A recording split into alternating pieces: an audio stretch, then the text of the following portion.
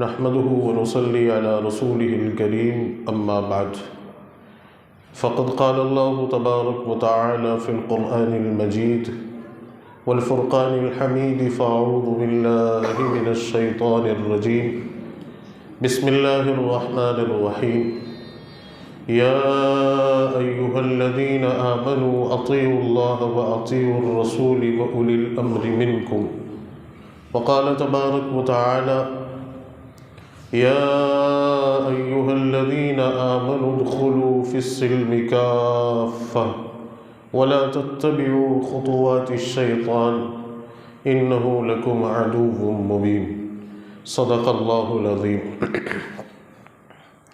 سبحان ربك رب العزة عما يصفون وسلام على المرسلين والحمد لله رب العالمين اللهم صل على سيدنا محمد وعلى آل سيدنا محمد وبارك وسلم. عزیزان گرامی قدر، واجب الاحترام بزرگوں اور میرے دینی اور ایمانی بھائیوں، السلام علیکم ورحمۃ اللہ وبرکاتہ. میرے عزیزوں اور بزرگوں، اسلام ایک ایسا پاکیزہ اور مکمل دین ہے جو ہم تمام انسانوں کو اس دنیا میں کس طرح سے زندگی گزارنا ہے اس کے طریقے اور اس کے اصول بتلاتا ہے، جس میں اللہ کی رضا مقصود ہے اور انسانیت کی فلاح اور بہبود پیش نظر ہے. اللہ بھی راضی ہو جائے اور اللہ کی مخلوق کے حقوق بھی ادا ہو جائیں اور اس سرزمین پر امن بھی قائم ہو جائے. اسلام اپنے ماننے والوں کو زندگی کے ہر مرحلے پر مکمل رہنمائی عطا فرماتا ہے، چاہے وہ موقع خوشی کا ہو، چاہے وہ موقع غم کا ہو، چاہے شادی بیاہ کی تقریب کا موقع ہو، چاہے کمانے کا مسئلہ ہو. غرض یہ کہ ہر چیز کے بارے میں مکمل طور پر رہبری اور رہنمائی فرماتا ہے. ہم دنیا کی دیگر قوموں اور دیگر مذاہبوں کی طرح نہیں ہیں کہ اپنی مرضی اور اپنی منشا اور اپنے فائدے کو سامنے رکھ کر زندگی گزاریں، بلکہ ہم پابند کیے گئے ہیں اللہ کی اور اللہ کے رسول کی اطاعت کے. ہمارے اوپر جو سب سے پہلی اور سب سے لازم چیز ہے وہ اللہ کے حکموں کو ماننا اور رسول اللہ کے طریقے کو اختیار کرنا، خواہ وہ کوئی سا بھی کام کیوں نہ ہو. قرآن مجید کی جو آیت میں نے آپ کے سامنے ابھی خطبے میں تلاوت کی، اس آیت مبارکہ کا ترجمہ ہی یہی ہے کہ اے ایمان والو، اللہ کی اور اللہ کے رسول کی اطاعت کرو، اور ان لوگوں کی کہ جو دین کو سمجھتے ہیں، جن کو اللہ نے قرآن اور حدیث کا فہم اور علم عطا فرمایا ہے. چنانچہ تم دیگر قوموں کی طرح بے لگام اور دیگر قوموں کی طرح آزاد خیال قوم نہیں ہو، بلکہ تم اللہ اور اس کے رسول کو ماننے والی قوم ہو. ہر چیز، ہر کام کو قرآن اور حدیث کے ترازو میں تول کر، ہر چیز اور ہر کام کو اللہ کے حکم میں تلاش کر رسول کے طریقے میں دیکھ کر کرنا ہے، چاہے وہ نئے سال کے آغاز ہی کا موقع کیوں نہ ہو. میں اسی تعلق سے بہت اہم باتیں آپ کے سامنے عرض کرنے کی غرض سے حاضر ہوا ہوں۔ پورا جمعہ کا عنوان نئے سال کے آغاز کے سلسلے میں جو پوری دنیا میں خرافاتیں ہوتی ہیں اور عیاشیوں کے بازار گرم ہوتے ہیں، فحاشی اور عریانیت کو فروغ دیا جاتا ہے، شراب نوشی اور زنا خوری کے اڈے آباد کیے جاتے ہیں، ایسے پرفتن ماحول کے اندر ایک مسلمان کا، ایک صاحب ایمان کا کیا کردار اور کیا رول ہونا چاہیے؟ دیکھیے، سب سے پہلی چیز تو یہ کہ اللہ نے ہمیں جو زندگی عطا کی ہے یہ بہت انمول اور بہت قیمتی ہے۔ اس کا ایک ایک پل، ایک ایک لمحہ جس نے گزر جانا ہے وہ کبھی لوٹ کر نہیں آنا ہے۔ ہماری زندگی کا ایک سیکنڈ بھی گزر گیا وہ کبھی لوٹ کر نہیں آئے گا، اور وہ گزرا ہوا پل، گزرا ہوا سیکنڈ، گزرا ہوا دن، گزرا ہوا مہینہ، گزرا ہوا سال ہمیں ہماری موت کے قریب کر رہا ہے، ہمیں ہماری موت کے قریب کر رہا ہے۔ ہماری زندگی کا ایک سال ختم ہوتا ہے، مکمل ہوتا ہے، اور ہم اپنی موت کے ایک سال قریب ہوتے ہیں۔ تو عقل بھی اس بات کو قبول نہیں کرتی ہے کہ اس وقت چہ جائے کہ اپنی گزری ہوئی زندگی کا محاسبہ کیا جائے، ہم خوشی منائیں، اور خوشی بھی ایسی منائیں کہ جس میں اللہ کو ناراض کیا جائے۔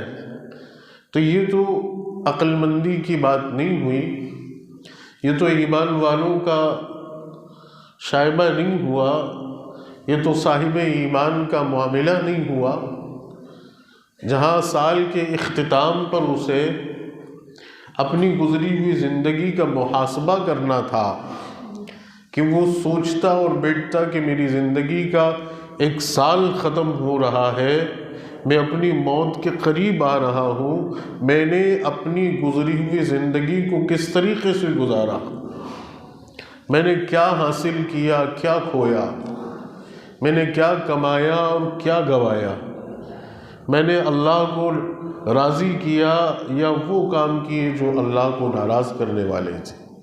پس چنانچہ محاسبہ کر کے میں اپنی آگے کی بچی ہوئی زندگی جو مجھے نہیں پتا کتنی ہے، اس کی تیاری کر دوں گا، اسے بہتر طریقے سے، اچھے طریقے سے، نیکیوں کے ساتھ، عمدہ طریقے سے گزارنے کی پلاننگ کروں گا۔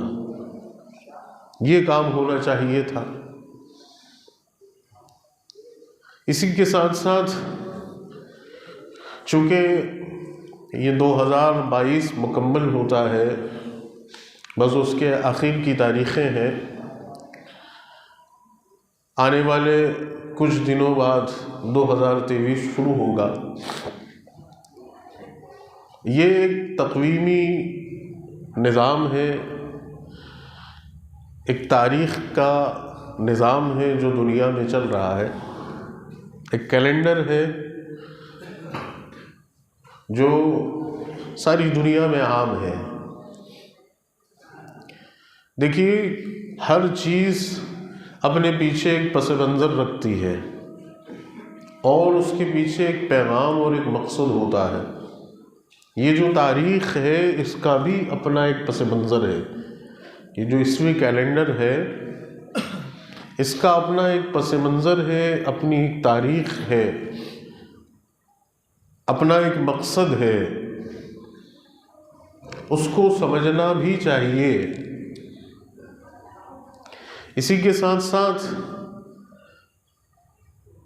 ہمارے اوپر مسلمان ہونے کی حیثیت سے جو ہماری اسلامی تاریخ ہے اور اسلامک کیلنڈر ہے، اس کو بھی ذہن میں رکھنا اور اس کا معلوم ہونا بھی ضروری ہے۔ فقہا حضرات نے لکھا ہے کہ ہجری تاریخ کا یاد رکھنا مسلمانوں کے اوپر فرض کفایہ ہے۔ ابھی میں آپ حضرات سے پوچھوں گا کہ بھئی آج تاریخ کیا ہے، تو یقیناً آپ بتا دیں گے کہ بھئی آج 30 دسمبر ہے۔ صحیح کہہ رہا ہوں نا؟ ابھی میں آپ سے پوچھوں کہ کون سا مہینہ ہے، کہیں گے دسمبر کا مہینہ ہے، 30 تاریخ ہے اور فرائیڈے کا جمعہ کا دن ہے۔ میں آپ سے پوچھوں کہ اسلامک ہجری کون سا مہینہ ہے، تو الا ماشاء اللہ چند ہی لوگ ہوں گے جن کو پتہ ہوگا اس اسلامک مہینے کا نام۔ تاریخ پوچھوں تو وہ بھی کچھ ہی حضرات ہوں گے جو بتا پائیں گے کہ آج کتنی تاریخ ہے۔ تو فرمایا کہ ہجری تاریخ یاد رکھنا مسلمانوں پر فرض کفایہ ہے۔ جس طریقے سے جنازے کی نماز فرض کفایہ ہے، ویسے ہی اسلامک تاریخ کا یاد رکھنا فرض کفایہ ہے۔ اور فرض کفایہ اس فرض کو کہتے ہیں کہ بستی میں، محلے میں کسی ایک کا یاد رکھنا ضروری ہے۔ اگر پوری بستی میں اس کسی کو نہیں پتا تو ساری بستی گناہ گار ہے۔ اگر کچھ لوگ بھی اگر اس کا علم رکھتے ہیں تو پھر جو ہے کوئی مسئلہ نہیں، اگر پوری کی پوری بستی کو پتہ نہیں ہے تو پھر ساری کی ساری بستی والے گناہ گار ہیں۔ تو ہمارا کیا حال ہے؟ ہم نے اپنی تاریخ کو بھلایا، اور اتنی تابناک، اتنی روشن، اتنی زبردست تاریخ، ایسی مہذب اور ایسی عظیم تاریخ کہ جس نے مسلمانوں کو عزت بخشی، اپنا وقار اور اپنا مقام بخشا، ہم اس تاریخ کو بھول گئے اور ہمیں یہ والی تاریخ یاد ہے۔ اور اس تاریخ کی، شمسی تاریخ کی حقیقت کیا ہے؟ جیسا کہ میں نے کہا تھا کہ ہر چیز اپنا ایک پس منظر رکھتی ہے، ہر چیز کے پیچھے ایک مقصد ہوتا ہے۔ تو یہ جو عیسوی تاریخ جو سن چل رہا ہے 2022 عیسوی سن ہے، یہ اس کی حقیقت اللہ تعالیٰ حضرت مولانا عبدالرشید نعمانی رحمۃ اللہ علیہ کے درجات کو بلند فرمائے، ان کی قبر کو نور سے منور فرمائے۔ انہوں نے ایک بڑی زبردست محقق کتاب لکھی جس کے اندر انہوں نے یہ جو عیسوی کیلنڈر ہے اس کی تاریخ کے پس منظر کو اور اس کے مہینوں کی حقیقت کو بیان کیا، اور اس عیسوی کیلنڈر میں کتنی دفعہ تصحیحات یعنی چینجز ہوئے ہیں، امینڈمنٹ ہوا ہے، اس کو بھی انہوں نے ذکر کیا، نوٹ کیا ہے اپنی کتاب میں۔ بہرحال بتانے کا صرف مقصد یہ ہے کہ ہم صرف اتنا سمجھیں کہ یہ جو تاریخی نظام ہے یہ ایک رومی تاریخی نظام ہے، سلطنت روما کی طرف سے مرتب کیا ہوا ایک تقویمی نظام ہے۔ اس کے جو مہینے ہیں، بڑی حیران اور افسوس کن بات ہے کہ جس قوم کے پاس خود اپنی جداگانہ تاریخی نظام ہو، آج ہم خود اپنے اس تاریخی نظام کو بھولو کر ان مہینوں پر اپنا بڑا کام کرتے ہیں، جبکہ یہ جو مہینے ہیں، یہ جو ہم جنوری، فروری، مارچ، اپریل، ان مہینوں کے نام اکثر و بیشتر مہینوں کے نام رومی قوم کے جو دیوی اور دیوتا ہیں ان کی طرف منسوب ہیں، ان کے ناموں پر رکھے گئے۔ حضرت مولانا عبدالرشید نعمانی رحمۃ اللہ علیہ نے اپنی کتاب میں تحقیق کے ساتھ لکھا ہے ان مہینوں کے نام کے سلسلے میں۔ میں نے کچھ باتیں اس کی جمع کی ہیں، میں مختصراً آپ کے سامنے پیش کرتا ہوں، آگے بڑھوں گا۔ کہ جو سب سے پہلا مہینہ ہے جنوری کا، ہے نا، یہ نام جنوری جو ہم اس مہینے کا رکھا گیا ہے یہ جانوس سے ماخوذ ہے، اور جانوس ایک دیوتا کا نام ہے۔ رومی لوگ اس کے آگے اور پیچھے 2 چہرے بناتے تھے، اور ان کا یہ عقیدہ تھا کہ ہمارا یہ دیوتا آگے کا بھی دکھتا ہے اور پیچھے کا بھی دکھتا ہے۔ تو اس جانوس دیوتا کے نام سے اس مہینے کا نام منسوب ہے، اور پھر کثرت استعمال یعنی بہت زیادہ یوز کرنے کی غرض سے زبانوں میں اور حروفوں کی ادائیگی میں تخفیف ہوتی ہے، تو اس مناسبت سے یہ جانوس سے جنوری بن گیا۔ اور پھر اس کے بعد دوسرا جو مہینہ ہے فروری کا، یہ نام فبرو نامی ایک دیوی سے ماخوذ ہے، جسے اہل روم کے یہاں طہارت کی دیوی کا مقام دیا جاتا ہے۔ اور پھر تیسرا مہینہ جو ہے مارچ کا، یہ مارس سے ماخوذ ہے، جو رومیوں کے نزدیک جنگ کا دیوتا ہے، مارس۔ اور تیسرا مہینہ، چوتھا مہینہ اپریل کا ہے، یہ نام عبری کے لفظ سے ماخوذ ہے، جس کے معنی رومی میں کسی چیز کے پھوٹنے اور نکلنے کے ہیں۔ اس کو مناسبت اپریل کو اس وجہ سے ہے کیونکہ اس مہینے میں کلیاں پھوٹتی ہیں، پھول کھلتے ہیں۔ اور مئی کا مہینہ یہ میاں سے ماخوذ ہے، جو افسانوی شیاطین ایٹلس کی بیٹیوں کا ایک نام ہے۔ آپ نے اکثر کتابوں میں یا موویوں میں ایٹلس لفظ ایک کردار، ایک کیریکٹر کو سنا یا دیکھا ہوگا، جس کو افسانوی طور پر شیطان کی بیٹی تصور کیا جاتا ہے، اس کے نام پر اس نام کو منسوب کیا گیا۔ اور جون، یہ نام یونیوں سے ماخوذ ہے، جو دیویوں کے سردار جوپیٹر کی بیوی تھی۔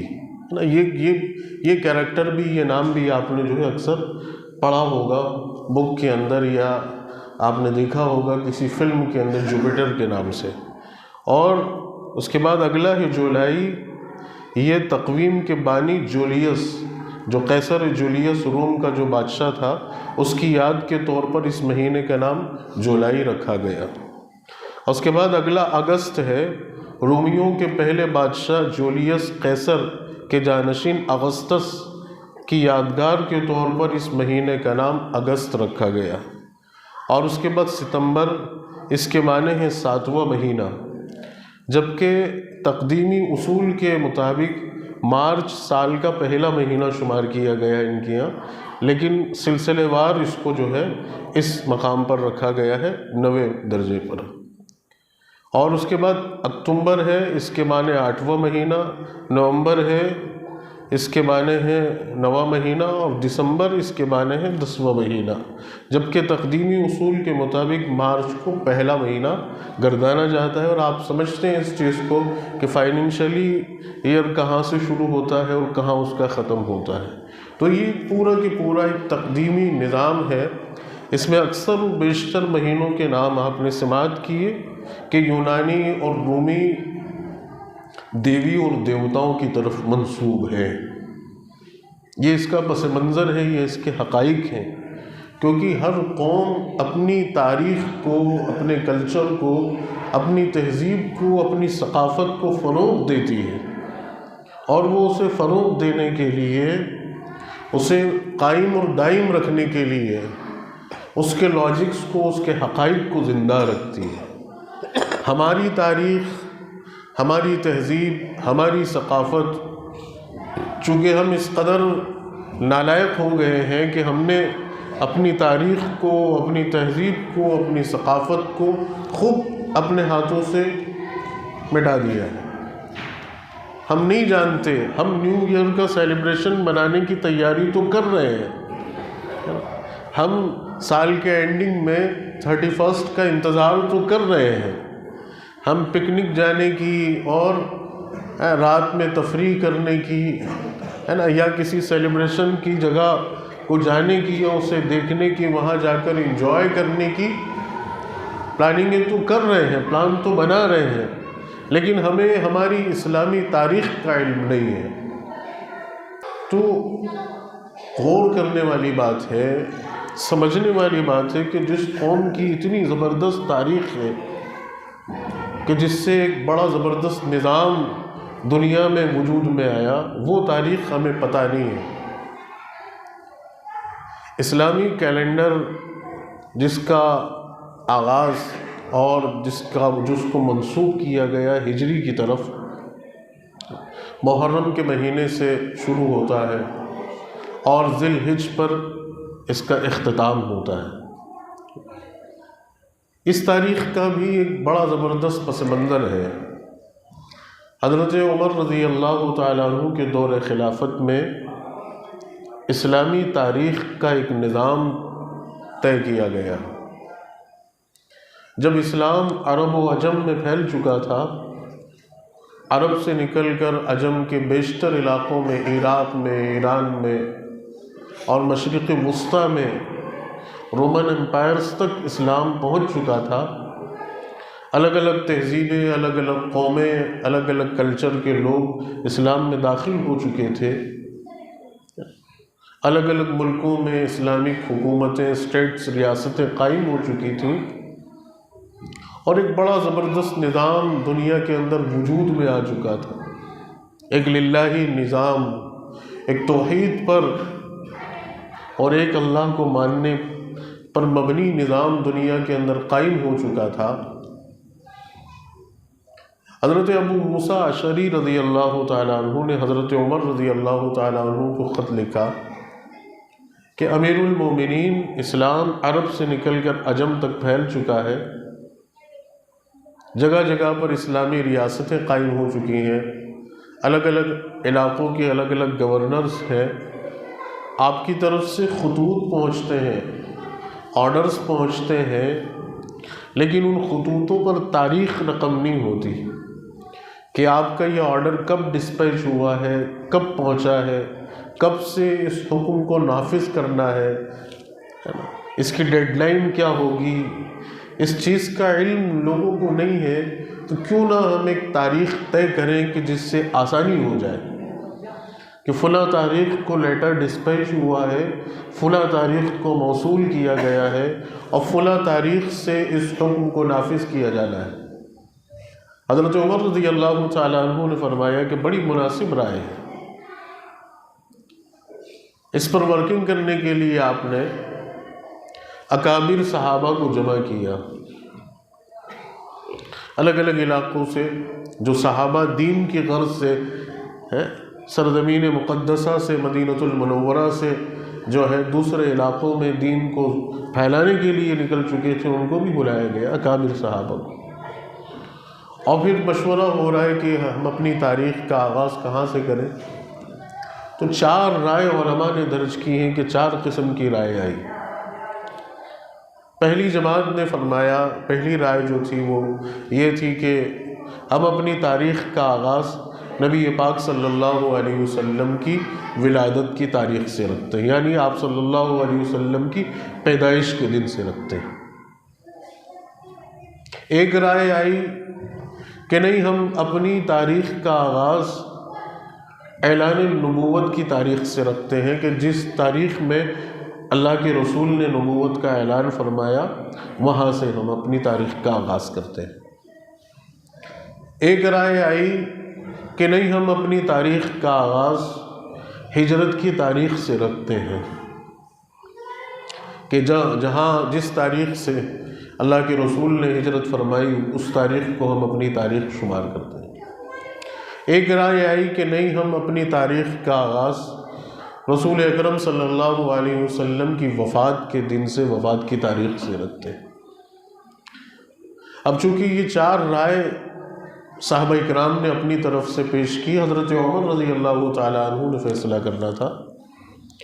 حضرت عمر رضی اللہ تعالیٰ عنہ چونکہ آپ لوگ جانتے ہیں کہ کس قدر فہم و فراست کے مالک تھے، اللہ کے نبی صلی اللہ علیہ وسلم نے فرمایا کہ لو کان بعد نبی لکان عمر، کہ اگر میرے بعد نبوت کا سلسلہ جاری رہتا تو اس شخص یعنی عمر کے اندر وہ صلاحیتیں ہیں کہ اللہ اس کو اگلا نبی بنائے۔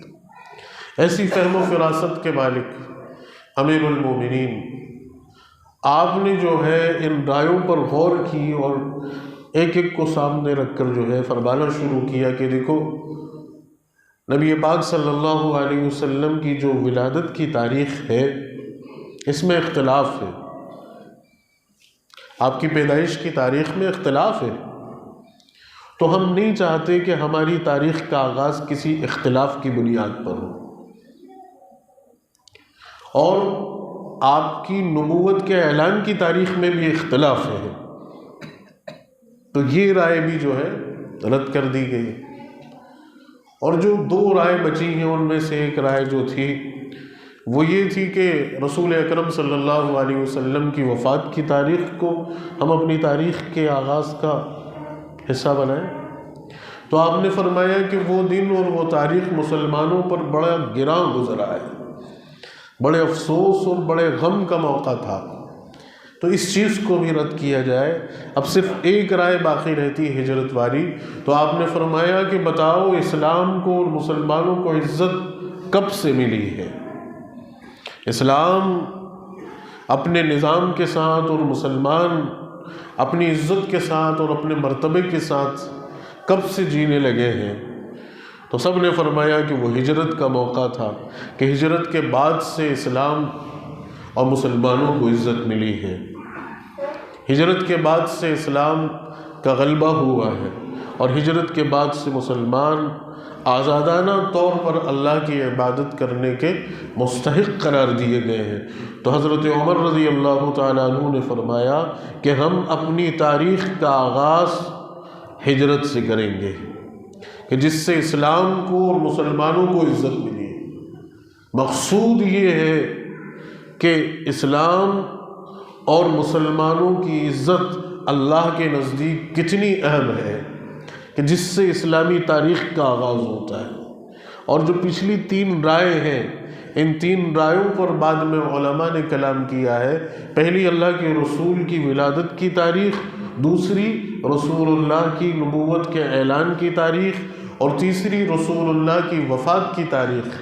ان تینوں تاریخوں کو دیکھا جائے، ان تینوں تاریخوں کو اگر سامنے رکھا جائے تو ایک چیز پہلے سے سمجھ لینی چاہیے کہ اسلام کوئی شخصی دین نہیں ہے۔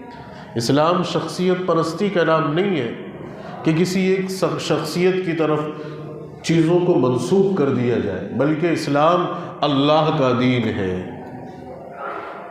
اس میں شخصیت پرستی نہیں ہے، جیسا کہ دیگر مذاہبوں نے اور دیگر قوموں نے اپنے مقدس ترین لوگوں کو اور اپنی قوم کے مقدس اور معتبر اشخاص کو طے کر کے ان کی طرف اپنے پورے مذہب کو جو ہے جمع کر دیا۔ اسلام تو اللہ کا دین ہے، اور رسول اکرم صلی اللہ علیہ وسلم اللہ کے رسول ہیں۔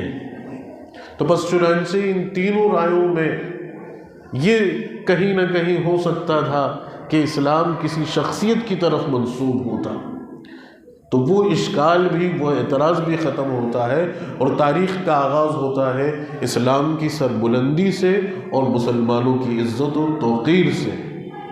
تو اپنی اس تاریخ کے پیغام کو بھی یاد رکھنا ہمارے، اور اسی پیغام پر ہمیں پوری زندگی گزارنا کہ جہاں بھی اسلام کی قدروں کا، اسلام کے شعار کا، اسلامی تہذیب اور ثقافت کا، اسلامی تعلیمات کا اور اسلامی نظام کو ختم کرنے کا کوئی عنصر ہوگا یا کوئی سازش ہوگی، اس سے پرہیز کرنا ہر مسلمان کے اوپر لازم و ضروری ہے، اور مسلمانوں کو اپنی عزت و احترام کا، اپنے اعزاز اور اپنے توقیر کا بھی لحاظ رکھنا ضروری ہے کہ اسلام بھی سربلند رہے اور مسلمانوں کی عزتیں بھی برقرار رہیں۔ یہ دین کا مقصود اور مطلوب ہے۔ تو یہ ہماری تاریخ کا پس منظر ہے۔ ہم اگر اس کو اپنے رواج میں لائیں گے، ہم اگر اس کو اپنے روٹین میں لائیں گے، ہم اس کو اپنی روزمرہ کی جو ہے استعمال میں لائیں گے، ہم خود اپنے نظاموں کے اندر اس چیز کو داخل کریں گے، تو یقیناً اسلامی تاریخ بھی باقی رہے گی، اور اس تاریخ کے پیچھے جو مقصد ہے وہ مقصد بھی ہمارے اندر زندہ رہے گا۔ آج وہ مقصد فوت ہو چکا ہے، اسلام کی سربلندی کا مقصد فوت ہو چکا ہے، مسلمانوں کی عزت و احترام کا مقصد فوت ہو چکا ہے۔ آج تو صرف ہمیں اپنی عزت پیاری ہے، آج تو صرف ہمیں اپنا احترام عزیز ہے، آج صرف ہم اپنا فائدہ سوچتے ہیں، آج ہمارے اندر سے دین کی تبلیغ، دین کی نشر و اشاعت، دین کے غلبے کا ایک جو ہے شعور ہی ختم ہو گیا، اس کی فکر ہی ہمارے اندر سے نکل، جبکہ ہمیں ہماری تاریخ یہ یاد دلا رہی ہے کہ اسلام کا غلبہ اور اسلام کی سربلندی اور اسلام کی عزت ہی ہمارے لیے مقصود و مطلوب ہے۔ تو یہ ہماری تاریخ کا خلاصہ ہے اور اس کی حقیقت اور اس کا فلسفہ ہے، اس کو ذہن میں رکھیے، اس کو یاد رکھیے، آپ خود بھی اور اپنے بچوں کو بھی بتائیے، اور یہ درس اپنے بچوں کو دیجیے کہ ہماری زندگی کا مقصد اللہ کے دین کی سربلندی ہے، ہماری زندگی کا مقصد اللہ کی اطاعت اور اللہ کی فرما برداری ہے، ہماری زندگی کا مقصد نبی پاک صلی اللہ علیہ وسلم کے طریقوں پہ عمل کرنا۔ ہم کسی بھی چیز یا کسی بھی کام کو قرآن اور سنت کے ترازو میں تولیں گے، اگر وہ قرآن اور سنت کے دائرے میں ہوگا تو ہم اس پر عمل کریں گے، ورنہ نہیں کریں گے۔ اب چاہے وہ نیو ایئر کا سیلیبریشن ہی کیوں نہ ہو، ہے نا، نیو ایئر کی مبارکباد ہی کیوں نہ ہو، آج ہم بلا تحقیق اب بلا معلومات کے ان غیر قوموں کے رسم و رواج کو اختیار کر چکے ہیں کہ اللہ کی پناہ کی کہیں نہ کہیں وہ ہمیں جو ہے اسلام سے دور نہیں کرتے۔ آج آپ دیکھیے مسلمان ہیپی نیو ایئر مبارکباد دے رہا ہے، خوشی کے پیغامات فروغ کر رہا ہے نا، آپ سمجھیے یہ تو عقل بھی اس چیز کو تسلیم نہیں کر رہی، آپ کس چیز کی مبارکباد دے رہے ہیں؟ آپ کو تو محاسبہ کرنے کا وقت تھا کہ میری زندگی کا 1 سال کم ہوا ہے، میں اپنی موت کے قریب ہوا ہوں، اس وقت تو مجھے غور کرنے کی بات ہے کہ میں نے اپنی پچھلی زندگی میں کیا کھویا اور کیا پایا۔ میں یہاں بیٹھ کر یہ سوچتا کہ میرا پچھلا گزرا ہوا وقت اگر اللہ کی فرما برداری کے ساتھ گزرا ہے تو پھر تو یقیناً مجھے میری موت کے لیے تیار رہنا ہے اور خوش رہنا ہے، اگر اللہ کی نافرمانی کرتے ہوئے گزرا ہے تو مجھے خوف کرنا ہے اور توبہ کرنا ہے اور اگلی زندگی کو بہتر گزارنا ہے۔ لیکن یہ ہمارے اندر ہے ہی نہیں، یہ فکر ہی نہیں ہے، یہ خیال ہی نہیں ہے۔ ہم بھی ان غیر سنجیدہ قوموں کی طرح مبارکباد کی گریٹنگز کے اور میسیجز کو چلا رہے ہیں اور ایک دوسرے کو مبارکباد دے رہے ہیں۔ یاد رکھیے اللہ کے رسول صلی اللہ علیہ وسلم نے فرمایا من تشبہ بقوم فہو منہم، جو جس قوم کی مشابہت اختیار کرے گا وہ انہی میں سے ہوگا۔ تو یہ طریقہ کار ہمارا نہیں ہے۔ ایک تو پہلی چیز کیا ہے، مبارکباد کے میسیجز، پہلے گریٹنگ کارڈز چلتے تھے، ہے نا، اس طرح سے واٹس ایپ کا اور میسیجز کا اور سوشل میڈیا کا زمانہ نہیں تھا، تو لوگ گریٹنگ کارڈز خریدتے تھے نیو ایئر کے اور اس پر لکھ کر اپنی طرف سے اپنا نام لکھ کر جو ہے ایک دوسرے کو ہدیہ کرتے تھے۔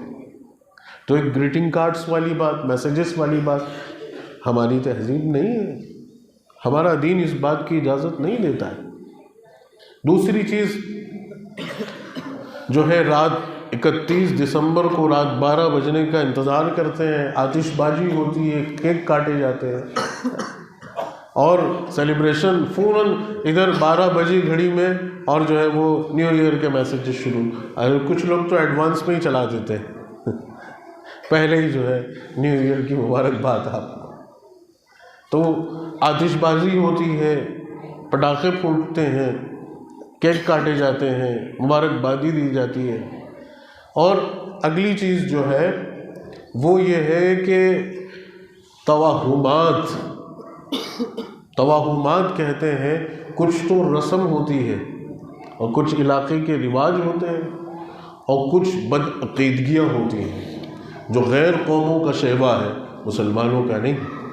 مسلمانوں کے رسم و رواج صرف قرآن اور حدیث ہے کہ اللہ کے رسول کا طریقہ اور اللہ کا حکم، اور بدعقیدگی کا تو کوئی امکان ہی نہیں ہے۔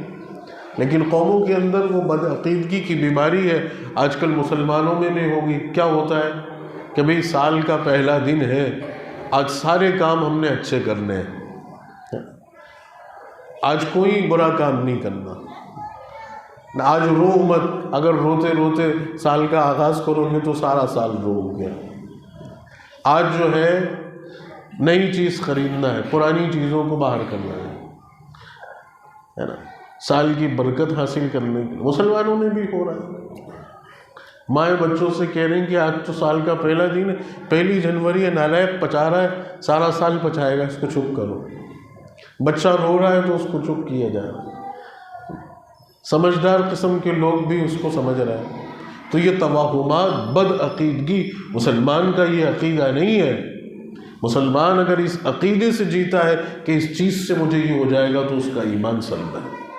ہمارا تو یقین یہ ہونا چاہیے کہ کرنے والی ذات اللہ کی ہے، اس چیز کے اندر مجھے نقصان پہنچانے کی صلاحیت نہیں ہے، اس چیز کے اندر نقصان پہنچانے کی صلاحیت اللہ نے ڈالی، اور اللہ نے میری تقدیر میں اگر اس چیز سے نقصان لکھا ہے تو مجھے کوئی نہیں بچا سکتا، اور اگر اللہ نے اس چیز سے میری تقدیر میں حفاظت لکھی ہے تو مجھے یہ چیز نقصان نہیں۔ یہ عقیدہ ہمارا، یہ یقین ہمارا تو زندگی کا ہر دن روشن اور تابناک ہے کہ اگر ہم اس میں اچھے اعمال کریں گے تو ہمارے لیے وہ دن خیر کا ہے، اور اگر اچھے اعمال نہیں کر پائے تو وہ ہمارے لیے افسوس اور ملامت کا ہے۔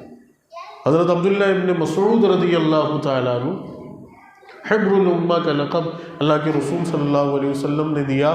آپ فرماتے تھے کہ مجھے سب سے زیادہ اپنی زندگی کے گزرے ہوئے ان دنوں پر افسوس ہوا ہے کہ جس دن میں نے کوئی نئی بات نہیں سیکھی، میرا وہ دن سیکھنے اور سکھانے سے خالی رہا، وہ دن میرے لیے سب سے افسوسناک دن رہا۔ تو ہمارے لیے تو زندگی کا ہر آنے والا نیا دن سیکھنے کا ہے، سکھانے کا ہے، آگے بڑھنے کا ہے، اللہ کے دین پر جمنے کا ہے، اللہ کے رسول کے طریقوں پر زندگی گزارنے کا ہے۔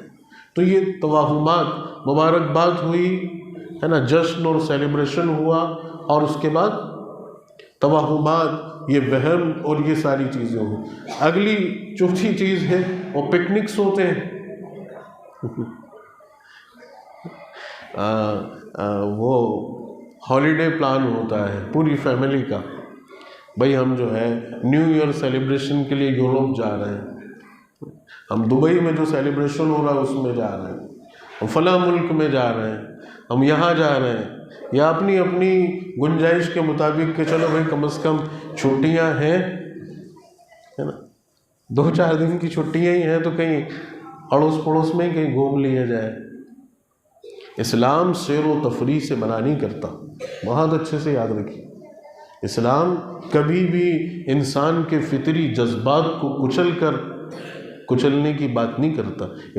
اسلام سیر و تفریح کی اجازت دیتا ہے، لیکن اس کے ساتھ ساتھ یہ بھی شرط لگاتا ہے کہ کہیں ہم غیر قوموں کی مشابہت کا کام تو نہیں کر رہے ہیں۔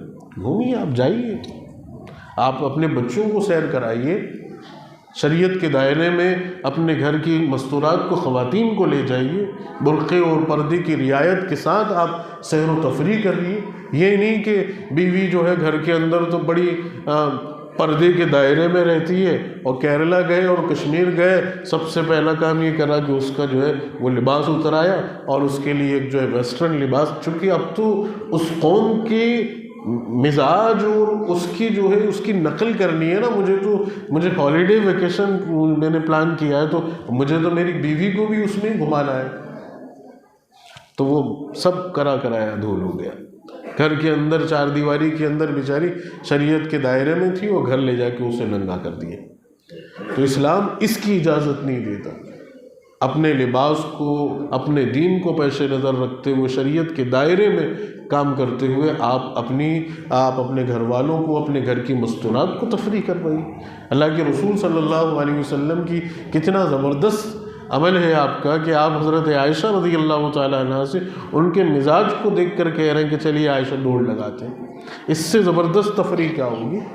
اس سے زبردست جو ہے دل جوئی کیا ہوگی؟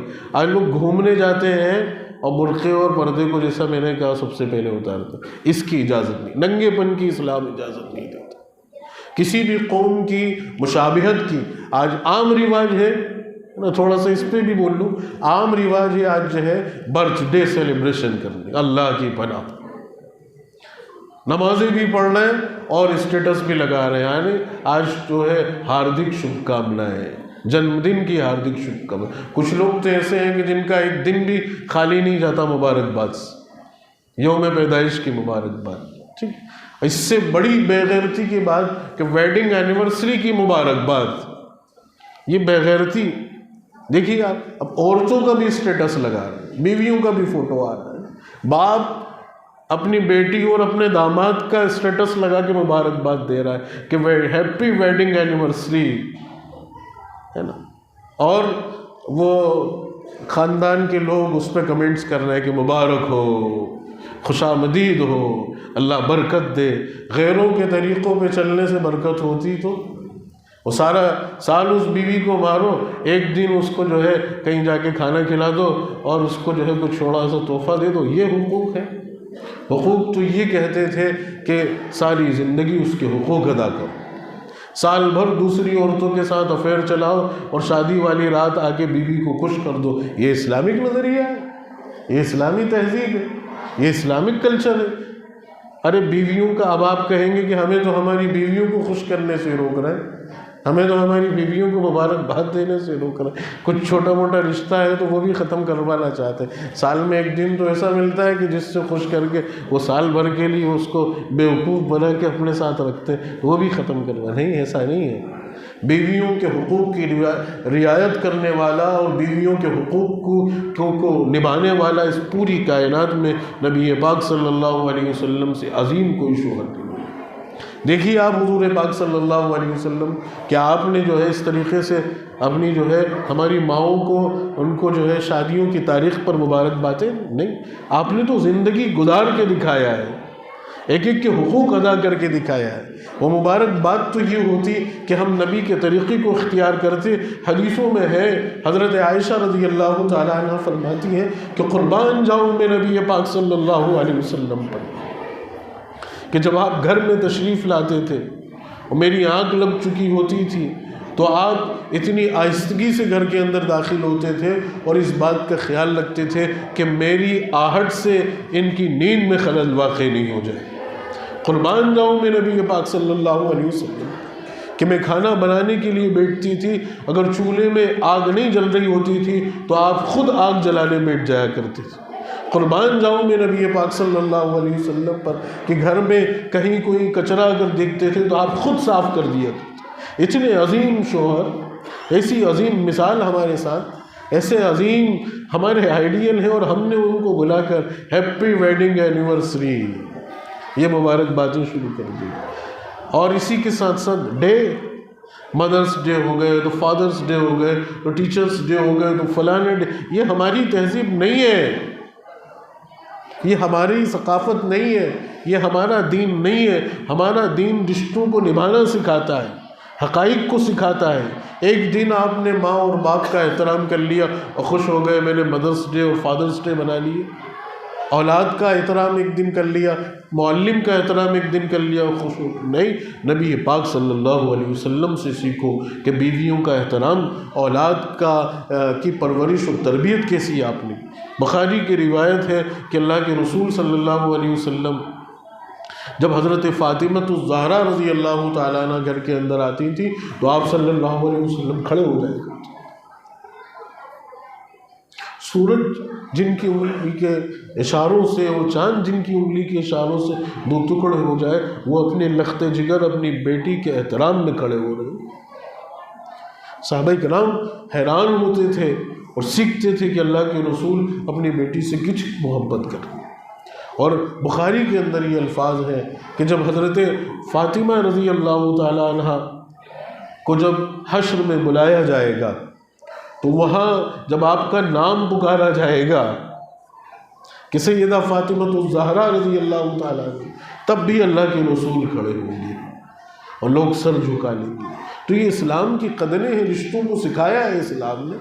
ہم اپنے دین کو اپنائیں، نہ کہ غیر قوموں کے طریقوں کو، رسم و رواج کو. تو ان خرافات سے پرہیز کریں، ان سیلیبریشن سے پرہیز کریں، ان تقریبات سے پرہیز کریں. آپ یہ نہیں کہ ہم نہیں منا رہے، ٹھیک ہے ہم وہاں دیکھنے کہیں نہیں جائیں. آپ کو اگر چھٹی مل رہی ہے تو آپ اللہ کا دین سیکھنے میں وقت گزاریں. آپ مت جائیے ادھر ادھر کہیں بھی، سیر و تفریح پر بھی مت جائیں. اپنے گھر میں بیٹھ کر اپنے اہل خانہ کے ساتھ دین کو سیکھنے اور دین کو سمجھنے میں وقت گزاریے. اللہ تعالی ہم سب کو عمل کی توفیق نصیب فرمائے. وآخر دعوانا ان الحمد للہ رب العالمین.